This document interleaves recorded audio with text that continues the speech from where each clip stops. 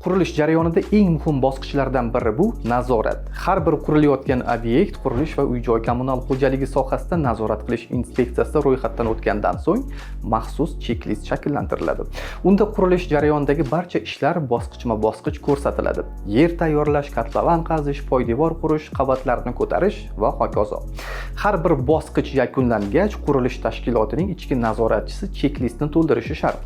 Shundan keyin nazoratchilar obyektni ko'zdan kechirib, kamchiliklar bo'lmasa keyingi bosqichga ruxsat beradi. Ammo afsuski, ayrim quruvchilar ushbu qoidalarga amal qilayotgani yo'q. Bajarilgan ishlar bo'yicha chek-listni to'ldirmasdan qurilishni davom ettirish holatlari uchramoqda. Hatto ayrim hollarda bino to'liq bitgandan keyin birdaniga to'ldirayotganlar ham bor. Bu esa jiddiy muammolarga olib keladi. Chunki obyekt topshirilayotgan vaqtda kamchiliklar aniqlansa, ularni bartaraf etish katta xarajat talab qilishi.